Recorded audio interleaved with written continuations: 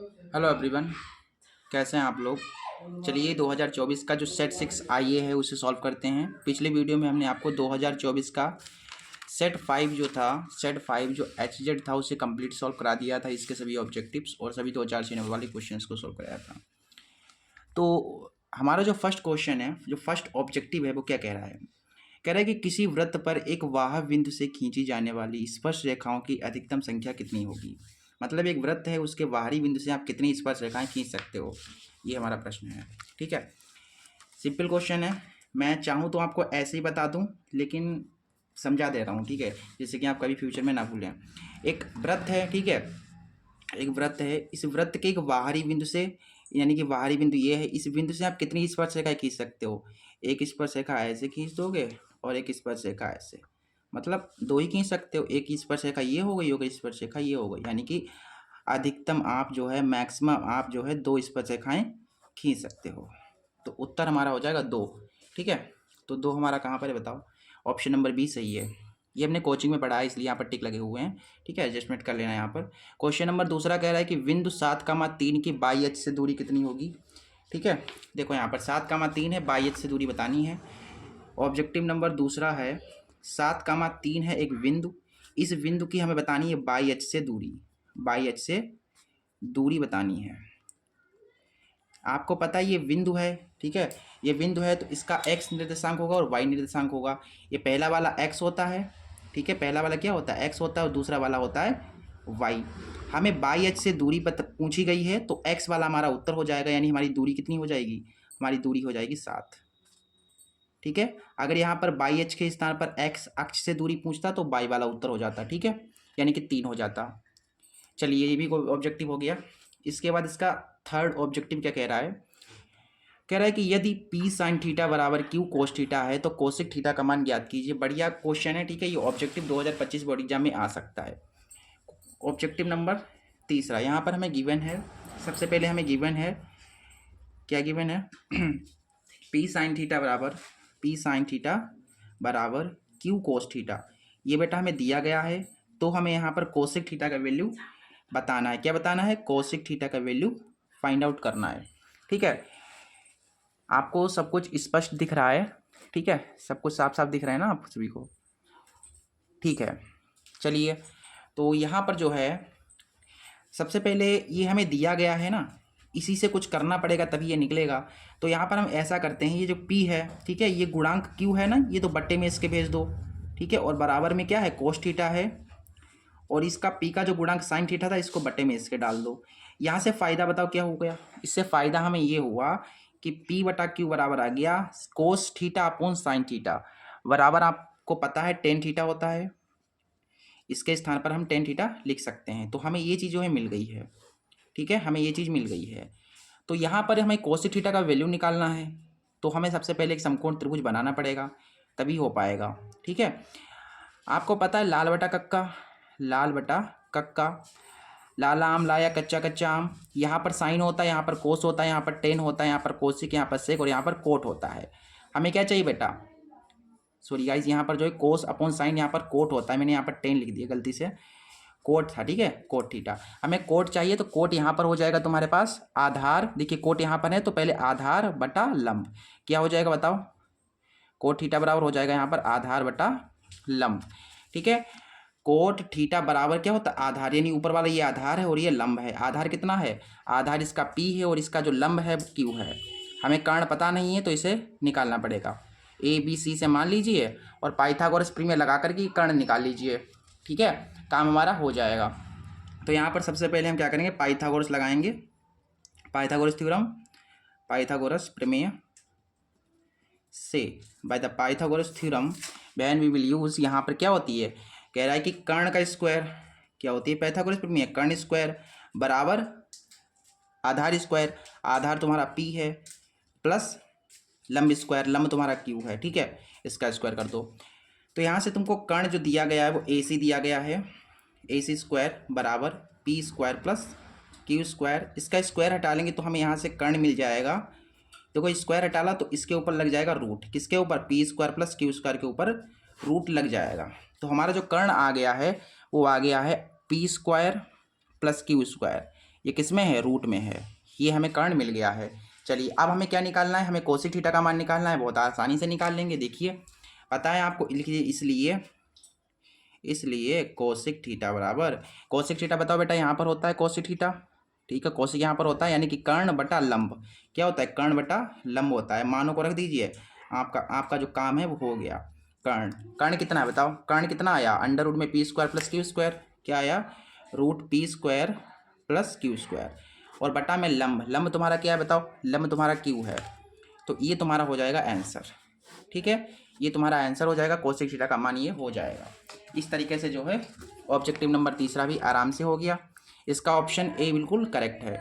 अगला question number 4 कह रहा है कि ten 1 degree, ten 2 degree, ten 3 degree, ऐसे ऐसे चलेगा। टेन 89 डिग्री तक का मान हमें बताना है कितना होगा, ठीक है। ये है, ये क्वेश्चन वैसे तो आसान है, लेकिन इसे जो है आप अगर मेरी नज़र से देखेंगे तो आपको आसान लगेगा। और इसमें है भी कुछ नहीं, इसमें कुछ नहीं है, जस्ट आपको थोड़ा सा कॉन्सेप्ट समझना है यहाँ पर बस।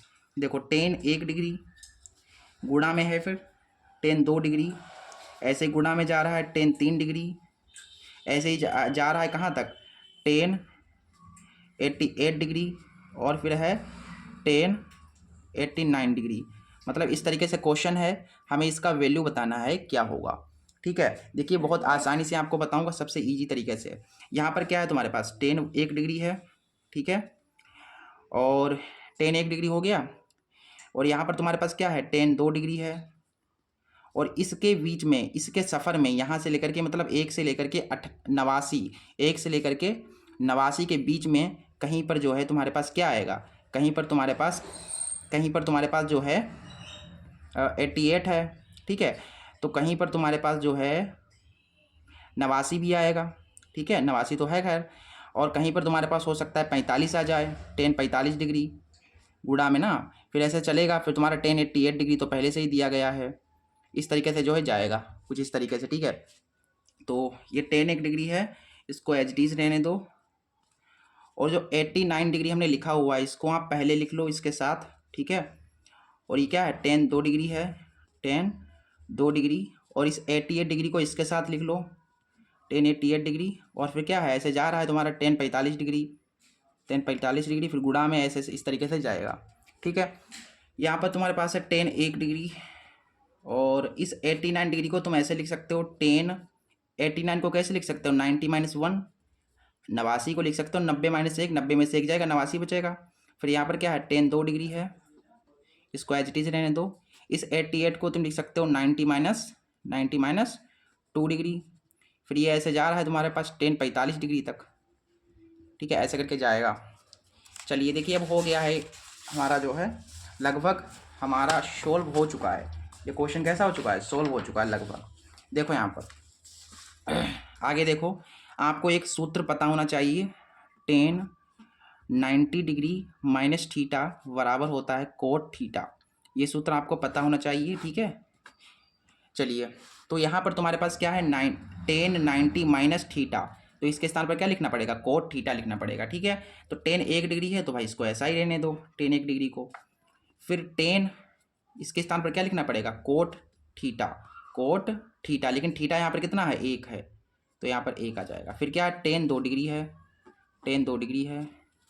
यहाँ पर देखो टेन 90 माइनस थीटा है, तो इसके स्थान पर कोट थीटा तुम्हारा कितना है, 2 डिग्री है। फिर ऐसे जा रहा है तुम्हारा टेन 45 तक, टेन 45 डिग्री तक जा रहा है, इस तरीके से गुणा में है सब कुछ, ठीक है। चलिए देखिए अब यहाँ पर देखो टेन 1 डिग्री है, टेन 1 डिग्री, इस कोट 1 को तुम लिख सकते हो 1/10, टेन 1 डिग्री, ठीक है। और यहाँ पर टेन 2 डिग्री है, कोट 2 डिग्री को तुम लिख सकते हो 1/10 2 डिग्री, ऐसे जा रहा है टेन 45 तक, टेन 45 डिग्री तक, ठीक है। ये कट जाएगा, इससे ये कट जाएगा, तो यहाँ पर 1 आया, फिर गुणा में 1 आया, मतलब इस तरीके से जाएगा। टेन 45 का मान भी 1 ही होता है, कहीं ऐसे करके तुम्हारा जो है आएगा। तो 1 × 1 × 1 मतलब 1 ही तुम्हें जो है मिलेगा, कहीं पर भी कितना भी लंबा सॉल्व कर लो तुम्हें 1 ही देखने को मिलेगा। इस तरीके से जो है इसका आंसर हमने निकाल लिया है, 1 हमारा उत्तर हो जाएगा। एक कौन सा ऑप्शन है बताओ, ऑप्शन नंबर डी बिल्कुल करेक्ट है, ऑप्शन नंबर डी बिल्कुल करेक्ट है। क्वेश्चन नंबर 5 कह रहा है कि यदि समीकरण 3x² + 5x - q = 0 के मूल बराबर हैं तो q का मान हमें निकालना है। ये क्वेश्चन है, बहुत आसान सा क्वेश्चन है, बहुत ईजी क्वेश्चन है। इस टाइप के क्वेश्चन मैंने आपको कई करवाए हैं, अगर आपने पीछे सेट किए होंगे तो आपको पता होगा। ठीक है, मैंने पिछले जो सेट हैं 2024 के वो सभी करा दिए हैं, याद रखिएगा। और 2023 के भी सेट की वीडियो आपको जो है यूट्यूब इसी यूट्यूब चैनल पर आपको मिल जाएगी नहीं, पहले 2023 के सेट्स तो पड़े हुए हैं ऑलरेडी, आप लोग देख लीजिए, प्लेलिस्ट की लिंक आपको डिस्क्रिप्शन में मिल जाएगी। 2023 के भी सेट आप देख सकते हैं। ठीक है, चलिए हमारे पास जो क्वेश्चन नंबर 5वां है वो क्या कह रहा है। सबसे पहले तो हमें एक क्वाड्रेटिक इक्वेशन यानी कि एक द्विघात समीकरण दी गई है। यहाँ पर द्विघात समीकरण है 3x² + 5x - q = 0 के मूल कैसे हैं बेटा, के मूल जो हैं तुम्हारे बराबर हैं। कैसे हैं बेटा, बराबर हैं। तो हमें यहाँ पर जो q है, ये q हमें बताना है कि q के स्थान पर क्या होगा। ठीक है, देखो यहाँ पर मूल कैसे हैं, मूल कैसे हैं बताओ फटाफट। मूल बराबर हैं, अच्छा मूल बराबर हैं यानी कि इसका विविक्त कर, यानी कि d जो होगा वो क्या होगा, 0 के बराबर होगा। पता होना चाहिए आपको कि जब भी मूल बराबर होंगे, ठीक है, तो जो d का मान होगा वो होगा 0 के बराबर। डी यानी विविक्त कर, तो यहाँ पर हम विविक्त कर का सूत्र लगाएंगे। विविक्त कर का सूत्र आप सभी को पता होना चाहिए, डी बराबर होता है b² - 4ac। याद नहीं है तो याद कर लो। विविक्त कर निकालने के लिए हम ये सूत्र लगाते हैं, डी विविक्त कर है, डी तुम्हारा 0 है। अब ये ए बी सी कहाँ से मिलेंगे सर, यहाँ से मिलेंगे, ए और ये बी और ये सी। बी कितना है, 5 है, तो 5 का स्क्वायर -4, ए के स्थान पर 3 और सी के स्थान पर माइनस का क्यू। ठीक है, तो यहाँ से हो जाएगा 5 × 25 माइनस माइनस प्लस 4 × 12 क्यू। इसको सॉल्व करोगे तो तुम्हें क्यू बराबर मिल जाएगा -25/12। ठीक है, ये तुम्हारा आ गया आंसर, क्यू का वैल्यू आ गया तुम्हारे सामने -25/12, यानी कि इसका जो ऑप्शन नंबर ए है, ऑप्शन जो ए है वो बिल्कुल करेक्ट है। अगला क्वेश्चन देखिए, नेक्स्ट क्वेश्चन। देखो बेटा लाइट चली गई है तो मैंने इंतजाम किया है लाइट का, तो उससे ये आपको परछाई थोड़ी बहुत दिख रही होगी, एडजस्टमेंट कीजिए। कल वीडियो बिल्कुल क्लियर आपको फुल HD क्वालिटी में मिलेगी।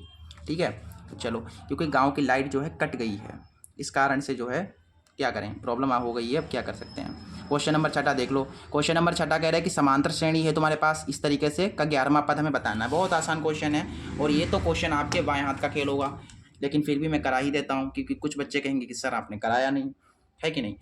देखिए हमें एक AP दे रखी है, एक AP दे रखी है बेटा, -62, -59, -58, ऐसे जाएगा तुम्हारे पास 10 तक। ठीक है, 9, 10 इस तरीके से, 9 भी आएगा 10 भी आएगा, का 11वां पद क्या होगा, 11वां पद हमें बताना है। ये क्वेश्चन है तुम्हारा। ठीक है, देखिए तो यहाँ पर तुम्हारे पास ये AP है, तो इसका हमें प्रथम पद पता होना चाहिए। तो प्रथम पद तुम्हें आपको दिख रहा है ना, आपके सामने है प्रथम पद, पहला वाला पद -62, यानी A तुम्हारा हो जाएगा -62। इसके बाद D कैसे निकलता है, अगले वाले पद से पिछले वाले पद को घटा करके। तो ये अगर ले लोगे तो इसका पिछला वाला पद घटा दो, -59 मैंने लिया, इससे पिछले कौन है, इससे पिछले तुम्हारा -62 है, इसको घटा देंगे तो हमें D मिल जाएगा यहाँ से माइनस माइनस प्लस 62 में से तुम्हारे 59 चले गए तो 3 बचेंगे, ये हो जाएगा तुम्हारा D। और यहाँ पर 11वां यानी कि nवा होता है ना, nवा, तो n के स्थान पर क्या है 11 है, तो हमें n का मान मिल गया 11। ठीक है, चलिए हमें क्या बताना है, हमें 11वां पद बताना है। बहुत आसान क्वेश्चन है, an वाला सूत्र लगा दीजिए, काम आपका हो जाएगा। an बराबर होता है a + n - 1 × d, n के स्थान पर 11, a के स्थान पर क्या रखना है बताओ, a के स्थान पर रखना है -62 रखना है, और प्लस n के स्थान पर 11 - 1 × d के स्थान पर आपको रखना है 3। हो सकता है आपको थोड़ा ब्लैक दिख रहा है ना, चलिए लाइटिंग में थोड़ी कर लेता हूँ। पूजा, पूजिया,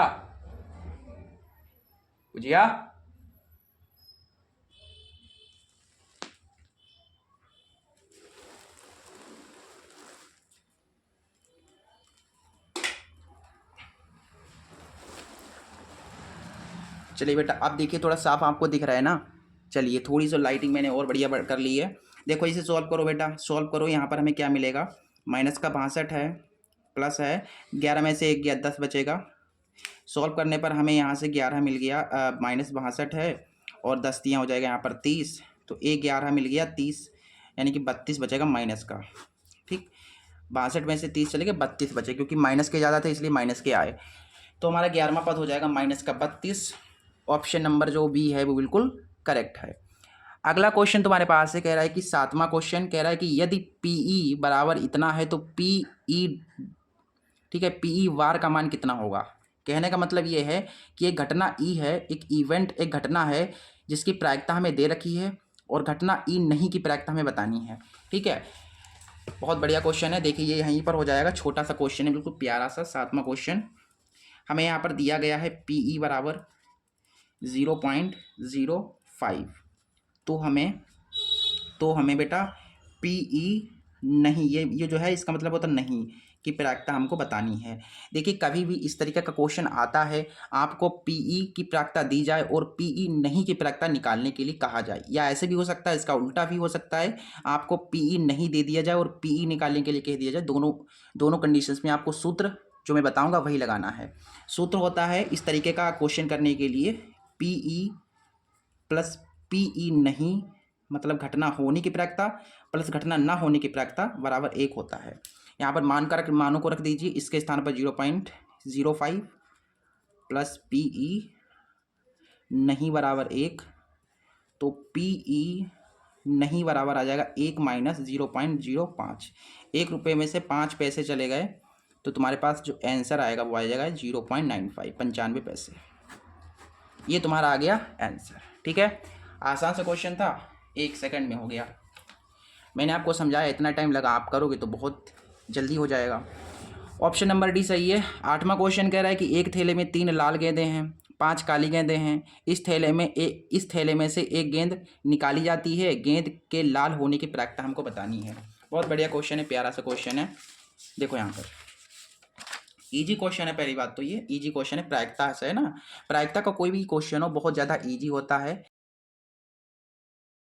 देखो यहाँ पर क्वेश्चन नंबर तुम्हारे पास 8वां है। सबसे पहले इसको समझ लो बढ़िया करके। ठीक है, क्या है आपके पास एक थैला है, एक डब्बा है कह सकते हो। इस डब्बे के अंदर 3 लाल गेंदें हैं, 3 रेड बॉल हैं। ठीक है, 3 रेड बॉल हैं और जो है तुम्हारे पास 5 ब्लैक बॉल हैं, 5 ब्लैक बॉल हैं बेटा, 5 काली गेंदें हैं। फिर आपसे कहा गया है कि इस थैले में से एक गेंद बिना देखे निकाली जाती है, लाल गेंद होने की प्रायिकता क्या होगी। मतलब इसमें एक हाथ डालेगा कोई व्यक्ति और एक गेंद निकाल लेगा। अब कितने % चांसेस हैं कि वह गेंद लाल आएगी, क्योंकि भाई बॉक्स है उसके अंदर लाल भी गेंदें हैं, काली भी गेंदें हैं, लेकिन कितने % चांस हैं कि जो गेंद हम निकालेंगे वो लाल होगी, यानी कि लाल गेंद होने की प्रायिकता हमें बतानी है। सबसे पहले हमारे पास कुल गेंदें कितनी हो जाएंगी बेटा, कुल गेंदें कितनी हो जाएंगी बेटा। देखो 3 गेंद लाल हैं, 5 गेंद काली हैं, यानी कुल गेंदें तुम्हारे पास 8 हैं। ठीक है, हमें क्या निकालना है, हमें निकालना है यहाँ पर लाल गेंद होने की प्रायिकता, लाल गेंद होने की प्रायिकता ये तुम्हें बताना। तो प्रायिकता निकालने के लिए मैंने आपको सूत्र बताया, संभव परिणाम बटा कुल परिणाम, यही यूज़ करेंगे हम। संभव परिणाम बटा कुल परिणाम, ये सूत्र तुम्हारा हो जाएगा। ठीक है, तो यहाँ पर बताओ संभव परिणाम कितने होंगे। देखो संभव परिणाम वे होते हैं जो आपसे क्वेश्चन पूछा गया होता है। आपसे क्वेश्चन पूछा है लाल गेंद, बताओ लाल गेंदें कितनी है, लाल गेंदें तुम्हारे पास 3 हैं, तो संभव परिणाम 3 हो गए। कुल परिणाम तुम्हारे 8 हैं, यानी प्रायिकता हो जाएगी 3/8, ये हो जाएगा तुम्हारा आंसर। कितना आसान है। ठीक है, वैसे तो ये क्वेश्चन 10 सेकंड में, 1 सेकंड में कह सकते हो, 1 सेकंड में करने वाले हैं, इसमें टाइम नहीं लगना चाहिए। क्वेश्चन नंबर 9 देखिए, कह रहा है कि चित्र में डीई बीसी के समांतर है तो सीई की माप ज्ञात कीजिए। बेटा चित्र दिया गया है, इसमें हमें सीई निकालना है। ठीक है, सबसे पहले जो चित्र में दिया गया है उसे बना लेते हैं। देखो यहाँ पर क्वेश्चन नंबर 9 है। सब यहाँ पर एक त्रिभुज दिया गया है, ठीक है, जिसमें एक रेखा है जो इसके समांतर है। त्रिभुज तुम्हारा ABC है, ABC ट्रेंगल है, और एक रेखा है DE, ये जो है इसके समांतर है। जो DE है, जो DE रेखा है वो किसके समांतर है, BC के समांतर है। अब भाई जब ये वाली रेखा इसके समांतर होती है, ठीक है, तो इनकी भुजाओं का अनुपात क्या होता है, बराबर होता है। और हमें एक और चीज़ दी गई 1.3 सेंटीमीटर ये है, और ये तुमको दिया गया है 3.9 सेंटीमीटर, और ये तुमको दिया है 1.5 सेंटीमीटर। तो हमें यहाँ का जो मान है, जो EC है, वो हमें बताना है। बहुत आसान क्वेश्चन है, देखिए इससे आसान क्वेश्चन कोई हो ही नहीं सकता। जब भी एक त्रिभुज है, ठीक है, उसकी दो भुजाओं को एक रेखा प्रतिच्छेद कर रही है। देखिए ये रेखा जो है इस त्रिभुज को दो बिंदुओं पर प्रतिच्छेद कर रही है तथा ये जो रेखा है इसके समांतर है। कभी भी आपको ऐसा दिखता है ना, तो ऐसे त्रिभुजों की भुजाओं का अनुपात बराबर होता है। ठीक है, यानी कि हम ये कह सकते हैं कि AD/DV संगत भुजाओं का अनुपात बराबर होता है, यानी कि AD/DV क्या हो जाएगा, AD/DV बराबर होगा AE/EC, AE/EC। ठीक है, क्योंकि ये भाई भुजा इनकी समांतर है तो इनकी संगत भुजाओं का अनुपात बराबर होगा।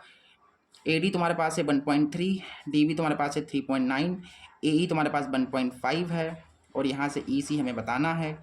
ये कट जाएगा, ये कट जाएगा इससे, 13 एकम 13, 13 तिया 39, EC की 1 से गुणा हो जाएगी तो यहाँ से EC कम EC, 3 की गुणा कराओगे तो 5 15, 3 कम 3 4, यानी कि 4.5 सेंटीमीटर तुम्हारे पास ये जो है निकल के आ जाएगा।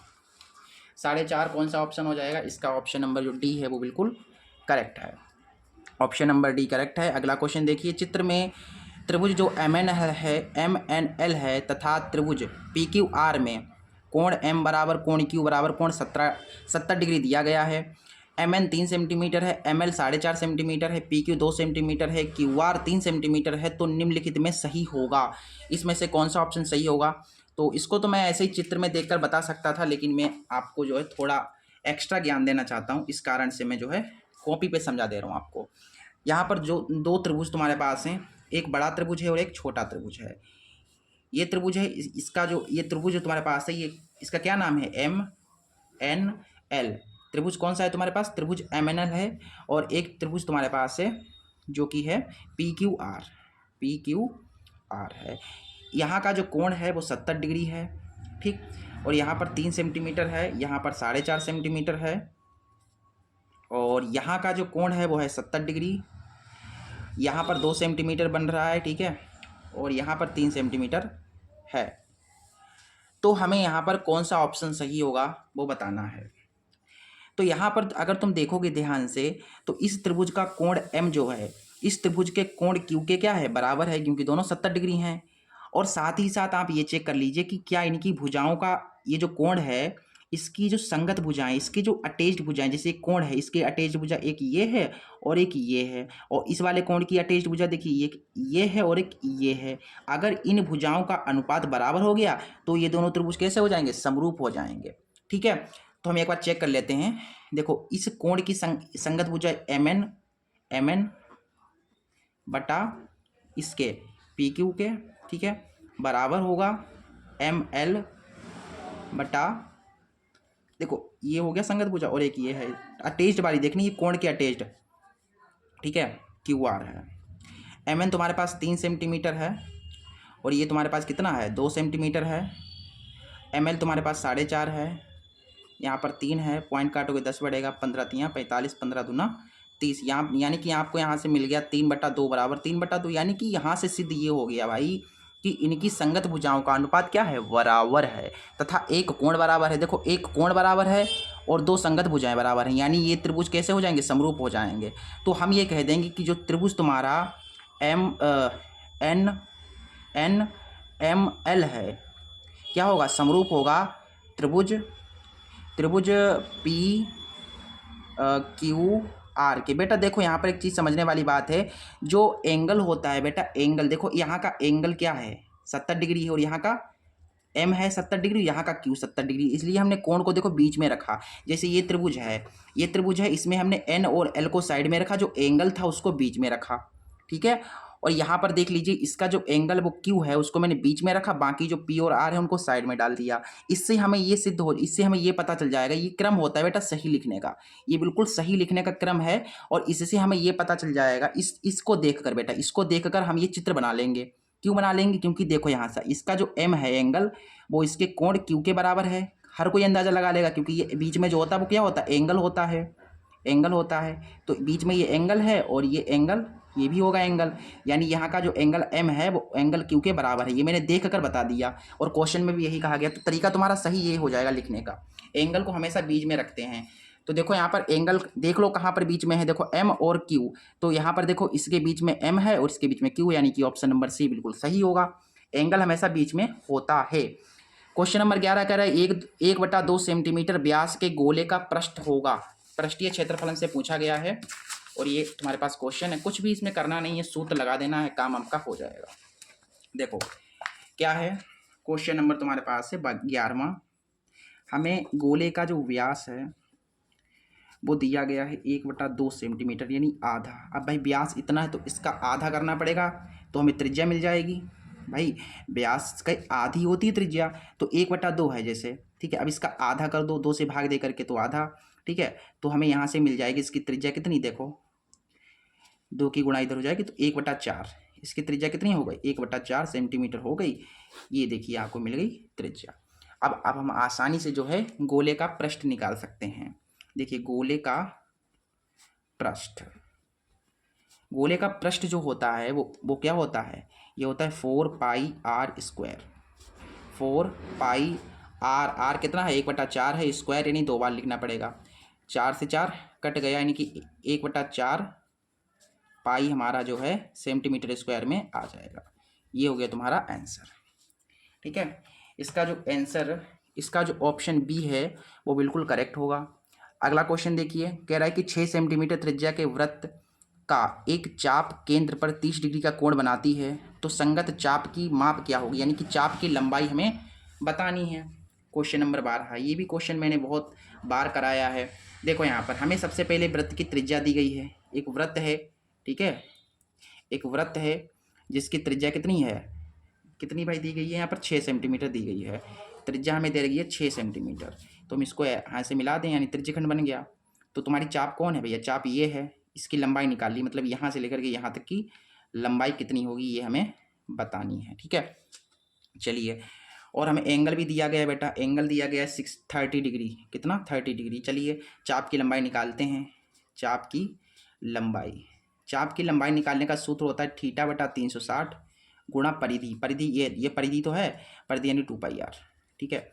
थीटा तुम्हारा 30 है, 360 और पाई आपको आप रहने दो, पाई का मान रखने को कोई दिक्कत ना है, और आर के स्थान पर 6 रख दो। देखो ये कट गया, 3 कम 3, 3 कम 3, 3 दूना 6, 2 छंग 12, 6 से 6 कट गया, यानी कि हमें सिर्फ पाई सेंटीमीटर मिल जाएगा, ठीक है। पाई सेंटीमीटर, यानी कि इसका जो ऑप्शन नंबर डी है वो बिल्कुल करेक्ट है, ऑप्शन नंबर डी बिल्कुल करेक्ट है। इसके बाद इसका 13वां ऑब्जेक्टिव क्या कह रहा है बेटा, 13वां ऑब्जेक्टिव कह रहा है कि 5 सेंटीमीटर त्रिज्या के एक वृत्त के एक बिंदु पर खींची गई स्पर्श रेखा पी क्यू केंद्र ओ से जाने वाली रेखा से बिंदु क्यू पर मिलती है, ठीक है। अच्छा, क्यू पर मिल जाती है, ओ से जाने वाली रेखा। यदि ओ क्यू बराबर 12 है तो पी क्यू की माप क्या होगी। बहुत बढ़िया क्वेश्चन है, ये क्वेश्चन मैंने कई बार आपको बताया है। देखिए 5 सेंटीमीटर त्रिज्या का आपको एक वृत्त खींचना है। सबसे पहले तो ये मैंने खींच दिया वृत्त, क्वेश्चन नंबर 13वां है, ये वृत्त खींच दिया। अब भाई ये जो वृत्त है इसकी जो यहाँ पर इसका केंद्र भी होगा और इसकी त्रिज्या हमको दे रखी है 5 सेंटीमीटर, तो ये मैंने त्रिज्या बना दी, ये हो गई तुम्हारी 5 सेंटीमीटर त्रिज्या। इसका केंद्र हमें ओ बताया गया है, मैं नहीं कह रहा हूँ, क्वेश्चन कह रहा है। भैया देखो केंद्र ओ से जाने वाली, अच्छा केंद्र ओ से जाने वाली रेखा, यानी इससे एक रेखा जा रही है ऐसे भैया, ऐसे जा रही है, कहाँ पर मिल जाती है, क्यू पर मिल जाती है, यहाँ पर, ठीक, क्यू पर मिल जाती है। यदि ओ क्यू 12 सेंटीमीटर है, ओ और क्यू यानी कि यहाँ से लेकर के यहाँ तक की दूरी हमें दे रखी है 12 सेंटीमीटर, ठीक है। तो हमें पी क्यू ज्ञात करना है भैया, ये क्यू है, ये ओ है, तो ये वाला बिंदु क्या हो जाएगा, पी हो जाएगा। इसी से एक मैंने स्पर्श रेखा ऐसे करके डाल दी, ठीक। यहाँ पर 90 डिग्री बन गया, क्यों बन गया, क्योंकि प्रमेय 10.1 के अनुसार वृत्त की त्रिज्या लंबवत होती है। कोण जो पी है वो है 90 डिग्री, तो इससे ये हो गया फिक्स कि ये जो है ये तुम्हारा लंब हो जाएगा, लंब के सामने ये हो जाएगा तुम्हारा कर्ण, कर्ण, अच्छा कर्ण हो गया, ये लंब है तो फिर ये आधार होगा। पाइथागोरस लगा लो, आधार निकाल लो आराम से। पाइथागोरस प्रमेय कहती है कि कर्ण स्क्वायर, कर्ण तुम्हारा 12 है तो 12 का स्क्वायर बराबर होगा लंब स्क्वायर, लंब 5 है, प्लस आधार स्क्वायर, आधार पी क्यू है तो पी क्यू का स्क्वायर। यहाँ से सॉल्व करेंगे तो 12 बार 144, 5 का स्क्वायर 25 हो जाएगा, प्लस पी क्यू का स्क्वायर, प्लस का 25 इधर आएगा, हो जाएगा तुम्हारा माइनस का 25, यहाँ से पी क्यू का स्क्वायर हटाने पर हमें मिलेगा 9 5 14, 3 में से 2 गया, 1 बचा 119, स्क्वायर हटा लेंगे रूट लग जाएगा, हमें जो पी क्यू मिला है वो इतने सेंटीमीटर मिल गया। अंडर रूट में 119 ये बुक में भी क्वेश्चन था, ठीक है, मैंने कराया भी है, बुक जब मैंने पढ़ाई थी तो ये क्वेश्चन बताया था। ऑप्शन नंबर डी सही है। अगला क्वेश्चन कह रहा है कि संख्याओं 182 तथा 78 का HCF ज्ञात करना है हमें। क्वेश्चन नंबर तुम्हारे पास 14 है, ये यहाँ पर मैं करा दे रहा हूँ। देखो क्वेश्चन नंबर 14 है। सबसे पहले हमारे पास क्या है 182, चलो आगे करा दे रहा हूँ। आपको सर कंजूसी कर रहे हो, चलिए कोई बात नहीं, कंजूसी नहीं करें आप लोगों के लिए। संख्या तुम्हारे पास क्या है 182 है और 78 है बेटा। इन दोनों संख्याओं का हमें निकालना HCF, बोले तो महत्तम समापवर्तक यानी मां सा। तो सबसे पहले हमारे पास जो संख्याएं दी गई हैं उनका गुणनखंड करते हैं। मैंने प्रश्नावली जब आपको 1.1 पढ़ाई थी आराम से बताया था, ठीक है। तो यहाँ पर तुम्हारे पास क्या है, ये है संख्या कौन कौन सी है बताओ फटाफट। संख्याएं तुम्हारे पास हैं 182 और 78। सबसे पहले 182 है, इसका हम कर लेते हैं गुणनखंड, बोले तो फैक्टर। सबसे छोटी संख्या से काटिए, मतलब 2 से काट के देखिए, 1 से तो कटेगा नहीं, 2 से कट तो जाएगा, 2 से काटिए। देखो 2 ने 18, 2 1 2, फिर 13 7 91, ये इस तरीके से कट गया। 78 को भी काट लो, 2 से काट के देखो। देखो लास्ट में जब भी आपको सम संख्या दिखे ना बेटा, तो हमेशा 2 से ही वो कटेगा। अब ये सम है यानी कि 2 से काट दो इसको, 2 3 6, 2 ने 18, 3 कम 3 3 9, 13 कम 13। गुणनखंड क्या मिला बताइए। 182 का गुणनखंड आया 2 गुना 13 गुना 7, 2 गुना 7 गुना 13। इसका मिल गया हमें 2 गुना 3 गुना 13, 2 गुना 3 गुना 13। तो HCF वे होता है जो दोनों तरफ कॉमन होता है, जिसके डब्बे बन जाते हैं यानी बॉक्स बन जाते हैं। तो देखिए इसका बॉक्स बन रहा है क्योंकि ये दोनों तरफ है भाई, ठीक, और इसका बॉक्स बन गया।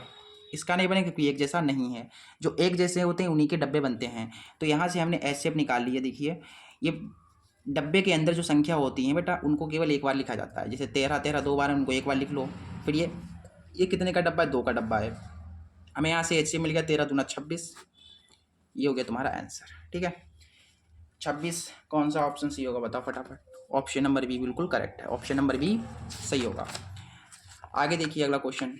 अगले क्वेश्चन में एक वेलन की त्रिज्या में दी गई है, ऊंचाई दी गई है, वक्र पृष्ठीय क्षेत्रफल बताना है। क्वेश्चन नंबर 15 है। देखिए एक वेलन है जिसकी हमें त्रिज्या दी गई है। वेलन की त्रिज्या जो हमें दी गई है वो दी गई है 3.5 सेंटीमीटर, और ऊंचाई हमें दी गई है 8.4 सेंटीमीटर। हमें वेलन का बताना है वक्र पृष्ठीय क्षेत्रफल। क्या बताना है, वेलन का वक्र पृष्ठीय क्षेत्रफल। देखिए राइटिंग पर मैं ध्यान दीजिए, राइटिंग मेरी बेकार है, मुझे पता है बेकार है, थोड़ा समझने का प्रयास कीजिए, मैं ऐसा ही लिखता हूँ भैया, ठीक है। देखो हमें क्या निकालना है, बेलन का वक्र पृष्ठीय क्षेत्रफल निकालना है। तो सूत्र बताओ फटाफट।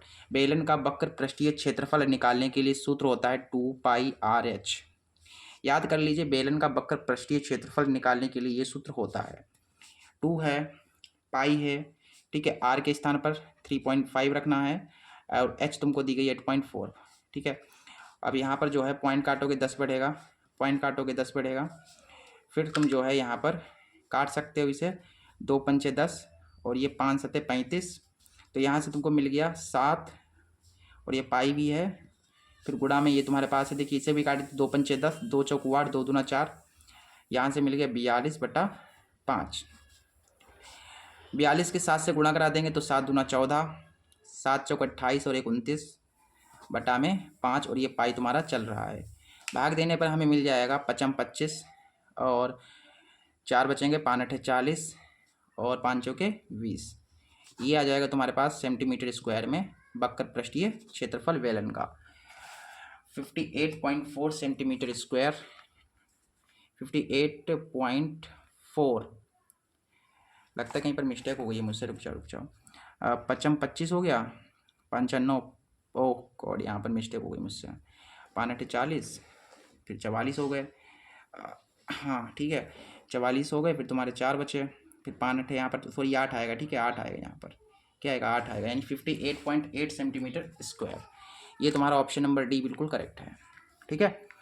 ये है तुम्हारा। अगला क्वेश्चन देखिए, क्वेश्चन नंबर 16 कह रहा है कि 4 सेंटीमीटर त्रिज्या वाले एक वृत्त के त्रिज्य खंड का कोण हमें दिया गया है 60 डिग्री। तो हमें त्रिज्य खंड का क्षेत्रफल बताना है, त्रिज्य खंड का क्षेत्रफल निकालना है। क्वेश्चन नंबर 16 है, हमें त्रिज्या दे रखी है 4 सेंटीमीटर, एंगल दे रखा है 60 डिग्री, त्रिज्य खंड का क्षेत्रफल बताना है।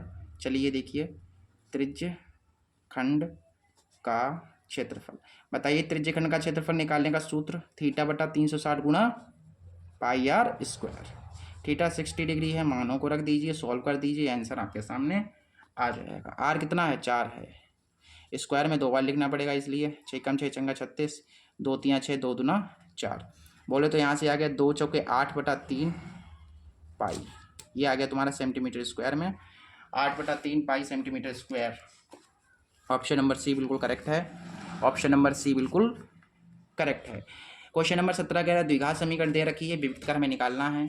विविक्त कर बोले तो डी हमें बताना है। क्या बताना है बताओ, फटाफट बताओ मुझे। हमें डी बताना है, विविक्त कर निकालना है। एक क्वाड्रेटिक इक्वेशन यानी द्विघात समीकरण दी गई है, जो कि है x square plus x minus minus का 1 बराबर 0 का विविक्त कर, यानी हमें डी बताना है। फटाफट डी का फॉर्मूला लगाइए। डी बराबर होता है वी स्क्वायर माइनस 4ac।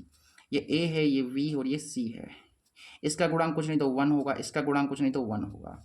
यहाँ से हमें डी मिल जाएगा। देखिए वी कितना 1 है, 1 का स्क्वायर माइनस 4a और सी तुम्हारा -1 है। 1 का स्क्वायर 1 होगा, माइनस माइनस हो जाएगा प्लस, 4 एकम 4, यानी डी जो विविक्त कर होगा वो होगा 5। विविक्त कर कितना आएगा? 5 आएगा। इसका जो option number +5, option number B बिल्कुल करेक्ट है। कह रहा है कि अगला क्वेश्चन 18वां कह रहा है द्विघात समीकरण है कि मूलों का योगफल निकालना है। क्वेश्चन नंबर 18, एक द्विघात समीकरण दी गई है, मूलों का योगफल हमें निकालना है। जो द्विघात समीकरण है वो 1 minus 4x plus 4x square है, गलत लिख गया, 1 minus 4x plus 4x square बराबर में 0 है कि मूलों का योगफल हमें बताना है। मूलों का योगफल हमें बताना है। देखिए मूलों यानी शून्यक भी कह सकते हो, मूल का दूसरा नाम शून्यक भी होता है, यानी शून्यकों का योगफल हमें निकालना है। तो बताइए पहले तो ये जो द्विघात समीकरण है इसे थोड़ा सही ढंग से लिख लीजिए। पहले सबसे बड़ी घात आती है, सबसे बड़ी घात इसमें आ जाएगी पहले, ठीक है। फिर इससे छोटी घात कौन है भैया? 4x है। फिर ये आ जाएगा नंबर, फिर अब ये क्रम हो गया सही तुम्हारा, ये a हो जाएगा, ये b हो जाएगा, ये c हो जाएगा। क्या बताना है? मूलों का योग बताना है। मूलों का योग दिख लीजिए, इसलिए मूलों का योग हमारे पास आ जाएगा। बताइए मूलों का योग क्या होता है? -b/a होता है ना। तो यहाँ से देखिए -b कितना है? -4 है बटा a तुम्हारा 4 है, 4 से 4 कट गया, यानी 1 आ गया तुम्हारे पास आंसर। मूलों का योगफल होगा 1। ऑप्शन नंबर सी बिल्कुल करेक्ट है, ठीक है। ऑप्शन नंबर सी बिल्कुल करेक्ट है। 19वां क्वेश्चन कह रहा है कि निम्नलिखित सारणी से माध्य ज्ञात कीजिए। सारणी दे रखी है, हमें माध्य निकालना है। ये क्वेश्चन है तुम्हारा 19वां क्वेश्चन, क्वेश्चन नंबर 19। हमें यहाँ पर एक वर्ग अंतराल दे रखी है, वर्ग अंतराल दे रखी है, एक वारंवारता दे रखी है, ठीक है बेटा। ये चीज़ें हमें दे रखी हैं, बाकी इसमें हमको देखो जो वर्ग अंतराल है वो 0 से 10, क्या है? 0 से 10, 10 से 20, 20 से 30, 30 से 40, 40 से 50, ये है तुम्हारे पास वर्ग अंतराल। बाकी बारंबारता भी दी गई है 4, 7, 5, 8, 6। हमें बताना है माध्य। तो माध्य निकालने का जो सूत्र होता है वो आप सभी को पता है, माध्य बराबर होता है sigma fx upon sigma f।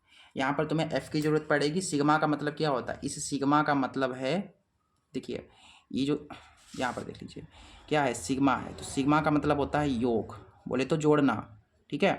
तो भाई सबसे पहले पहले क्या करो, sigma fx upon sigma f है, ठीक है। ये सबसे पहले हमें f पता करना पड़ेगा। भाई बारंबारता दी गई है, वर्ग अंतराल के सामने वाला f होता है, तो ये f हो जाएगा। क्या करना है? इसका सिग्मा करना है, यानी इनको जोड़ना है। तो बताइए इनको जोड़ दीजिए, जो f आया उनको जोड़ दो तो हमें सिग्मा f मिल जाएगा। देखो 8 6 14, 14 5 19, 19 और 7 26 हो गए, 26 में 4 जोड़ोगे 30 हमें मिल जाएगा। बाद में हमें ज़रूरत पड़ेगी fx, पहले x निकालना पड़ेगा, फिर fx मिल जाएगा हमें। x निकालने का तरीका होता है अंतराल में जो अंतराल दी गई है उन्हें जोड़ना है, फिर आधा करना है। 10 में 0 जोड़ोगे 10 आएगा, 10 का आधा करोगे 5 हो जाएगा। 20 और 10 30, 30 का आधा 15, ऐसे करके तुम्हारे पास जो है चलेगा। 3 2 ऐसे करके 25, फिर 35, फिर हो जाएगा तुम्हारे पास 45। इन्हें जोड़ना 50 और 40 90, 90 का आधा 45, ऐसे करके, ठीक है। फिर हमें चाहिए होगा fx कैसे मिलेगा भाई? f की x से गुणा करा दोगे तो fx मिल जाएगा। 4 पंचे 20, 7 पन्ना 35, 7 एकम 7, और ये हो जाएगा तुम्हारे पास 55 25, 5 दूनी 10, 11 12, 8 पंजे 40, 8 तियाँ 24, 25 26 27 28, और ये हो जाएगा 6 पंचे 30, 6 चौक 24 27। इन्हें जोड़ दोगे तो सिग्मा एफ एक्स, देखो ना बेटा हमें क्या पता, एफ एक्स का सिग्मा यानी एफ एक्स का जोड़, तो 5 और 5 हो गए 10 का 0 हासिल, 1 चला गया 8 हो गया, 8 8 16, 16 में 2 जोड़े 18, 18 2 20, हासिल में चले गए 2, 2 और 2 4, 4 5 6 7 और 1 8, यानी 800 तुम्हारे पास सिग्मा एफ एक्स आ गया। तो इसको जो है यहाँ पर रख दो, माध्य में मिल जाएगा, सूत्र में रखना है, ठीक है। F x sigma F x तुम्हारे पास आ गया 800, और बटा में तुम्हारे पास 30 है, ये यहाँ पर कट जाएगा 0 से 0, 80 को 3 से भाग दोगे तो क्या आएगा, 3 दूना 6, 7 8, तिछाक 18, तिछाक 18, कुछ इस तरीके से आएगा 26.66, ठीक है। 26.66 इसका जो ऑप्शन नंबर वी है वो बिल्कुल करेक्ट है। अगला क्वेश्चन 20वां जो कि लास्ट है, ठीक है, कह रहा है निम्नलिखित सारणी का माध्य वर्ग ज्ञात कीजिए। देखिए माध्यक वर्ग हमें निकालना है, माध्यक वर्ग के स्थान पर बहुलक वर्ग भी आपसे पूछ सकता है क्वेश्चन। माध्यक वर्ग बताना है तो जो वर्ग अंतराल के सामने बारंबारता दे रखी है, बारंबारता में आपको देखना है सबसे बड़ा, तो बारंबारता में सबसे बड़ा 18 है, 18 के जस्ट ऊपर वाला तुम्हारा हो जाएगा माध्यक वर्ग, मतलब सबसे बड़ा के ऊपर वाला माध्यक वर्ग। यहाँ पर बहुलक वर्ग पूछता तो बहुलक वर्ग भी ऐसे ही निकालते, 18 18 के ऊपर 30 से 40, यानी कि ये ऑप्शन नंबर सी बिल्कुल करेक्ट है। इस तरीके से मैंने आपको जो है, जो आपका सेट 6 था, सेट 6 आइए, जो सेट 6 आइए है, इसके सभी ऑब्जेक्टिव्स करा दिए हैं। आशा करता हूँ आप सभी को सारे ऑब्जेक्टिव्स समझ में आए होंगे, और जो ऑब्जेक्टिव्स हमने कराए हैं बहुत ही ज़्यादा इम्पोर्टेंट हैं, ठीक है। अगले वीडियो में हम आपको जो है इसके 2 4 6 नंबर वाले ये जो प्रश्न हैं इन्हें हम कराएंगे, ये हम क्वेश्चंस अगले वीडियो में करेंगे। तब तक के लिए नमस्ते, जय हिंद, जय भारत।